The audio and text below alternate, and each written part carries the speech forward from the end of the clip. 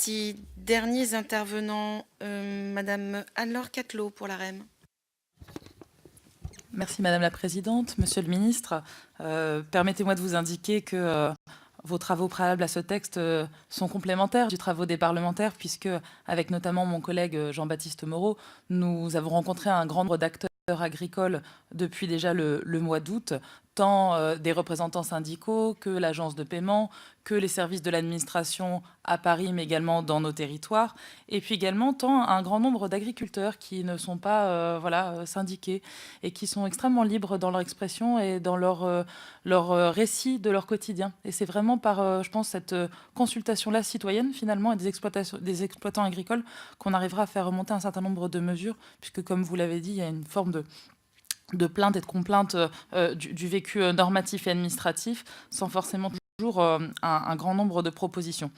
Un certain nombre des propositions iront peut-être vers des mesures de simplification et des mesures qui iront après vers les prochains textes agricoles. Et nous avons essayé en tout cas de passer ces mesures-là par le tamis du droit à l'erreur et de la remise en place de la confiance dans ces relations. Mon collègue évoquait le bon sens paysan. J'évoquerai le bon sens belge, puisque, comme vous le savez, je suis d'un territoire transfrontalier. Et sur les mesures agricoles, il y a vite la tentation de dire que tout ce qui est soumis à la PAC est de l'ordre du réglementaire européen et qu'on ne peut rien faire. Or, vous le savez également, je pense, un certain nombre d'exploitants agricoles côté belge ou qui ont des terres belges et françaises n'ont pas du tout le même vécu administratif entre les deux pays. Et nous attachons dans nos amendements à apporter un certain nombre de modifications intéressantes pour l'administration française sur la base justement de politiques comparées. C'est aussi ça la richesse du travail parlementaire. Et je voulais en tout cas vous en faire part. Une question. Monsieur le ministre, vous connaissez le principe administratif qui est valable dans certains cas, du silence vaut acceptation. Je me permets de vous poser un principe qui m'a interpellée, qui est une réflexion. Ne faudrait-il pas, dans le cadre de notre droit à l'erreur, avoir un principe du silence vaut continuité de la situation, qui serait un principe finalement applicatif, bien sûr, sous l'angle de l'exploitation agricole, quand une situation ne change pas, est-ce qu'il faudrait que l'administré, en l'occurrence l'exploitant par exemple, à échanger et faire notifier son changement de situation. Mais également, vous évoquiez le cas du handicap.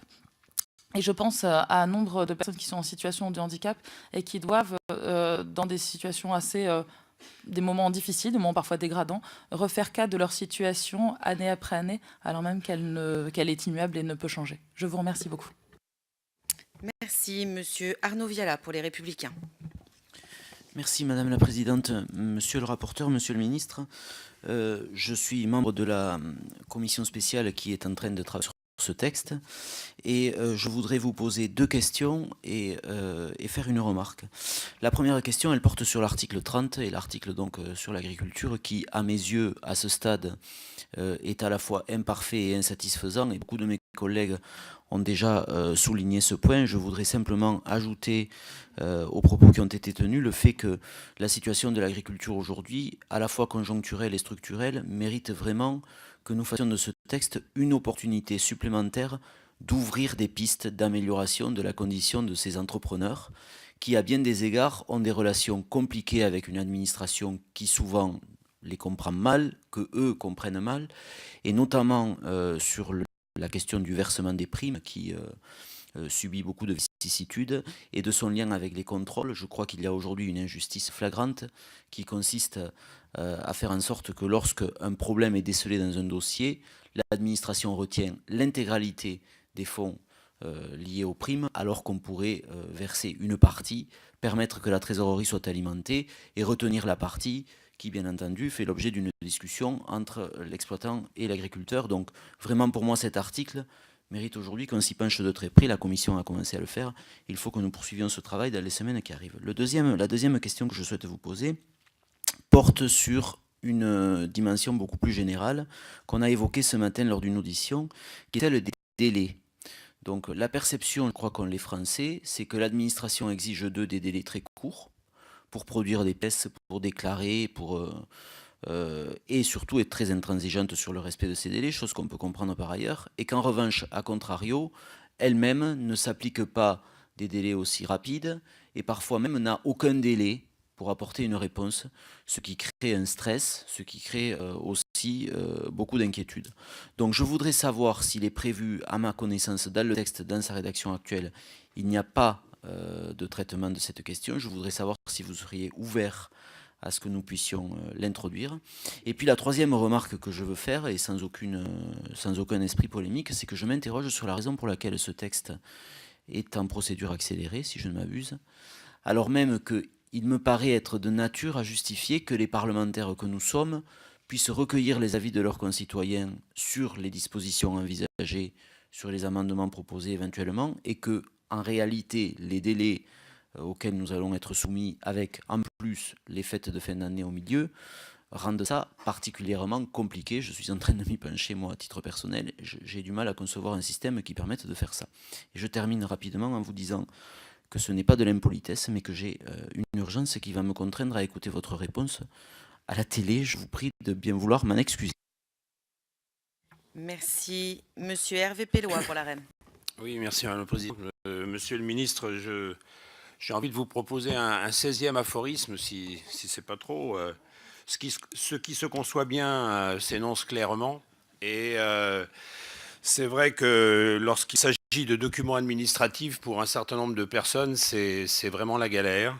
J'ai reçu récemment dans ma permanence des représentants d'une association de personnes en situation de handicap intellectuel, l'association Nous aussi, et qui a pour caractéristique d'être gérée par des handicapés eux-mêmes et sans leurs parents. Et donc ces gens-là revendiquent plus particulièrement d'avoir des documents administratifs qui soient plus lisibles, et ils travaillent avec des associations ou autres qui acceptent leur démarche, et ils aident donc à essayer de simplifier ou de faire mieux comprendre des documents par leur propre intermédiaire. Et c'est vrai que ça leur redonne, c'est une manière de leur redonner davantage d'autonomie et sans doute d'être des citoyens comme nous tous.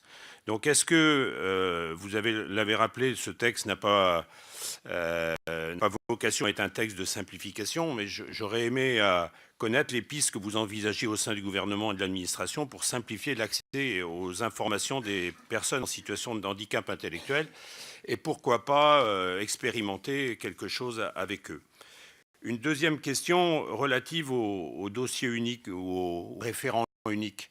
On parle souvent de référent unique en matière d'agriculture. Pour revenir sur ces exemples agricoles, pour avoir questionné aussi les agriculteurs et les administrations qui les contrôlent, on a une difficulté aujourd'hui d'avoir des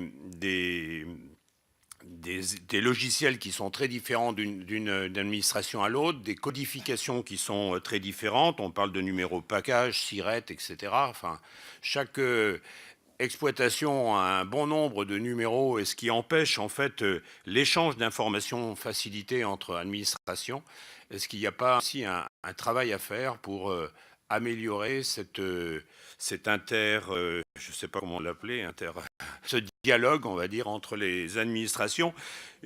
Pour vous donner aussi un exemple, je sais que dans mon département, dans le Morbihan, au niveau de la DTTM, ils ont un agent, enfin, qui essaye de prévenir les différentes administrations sur les contrôles qui sont faits en exploitation pour éviter justement ces contrôles à répétition qui existent et qui sont vraiment très très mal vus des agriculteurs. Et c'est vrai que s'il y avait ce type de travail en commun, on arriverait certainement à améliorer les choses. Merci. Merci. Et pour finir, Madame Louwagie, Les Républicains. Oui, merci Madame la Présidente, Monsieur le rapporteur, Monsieur le Ministre. J'aurais deux remarques et deux questions. Une première remarque, Monsieur le Ministre, vous redire, parce que je crois que cela a été dit, qu'il y a forte attente de nos concitoyens sur ce texte, parce que c'est vrai que nous avons aujourd'hui une situation de difficulté des relations entre les usagers, les services et les administrations qui pèsent finalement sur les usagers et où les usagers ne considèrent plus l'administration comme étant perçue finalement comme des services à leur service, quoi, hein. Voilà, donc je crois qu'il faut véritablement retrouver cette dimension d'une administration qui soit perçue au service des usagers. La seconde remarque, c'est concernant la nature du texte.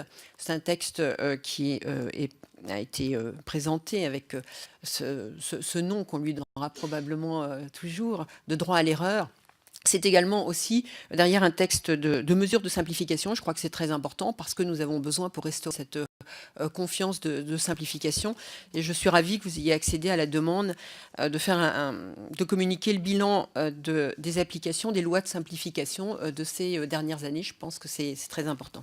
Deux questions. Une première question qui concerne les décrets. Un certain nombre d'articles du projet de loi prévoient des décrets en Conseil d'État. C'est notamment, par exemple, le cas sur l'article 11 et l'article 13. Donc, est-ce que, durant l'examen de ce texte, nous pourrons avoir communication des projets de décret? Parce que là, également, dans le cadre de la simplification, c'est quelque chose qui peut être important, en tout cas pour nous, les parlementaires.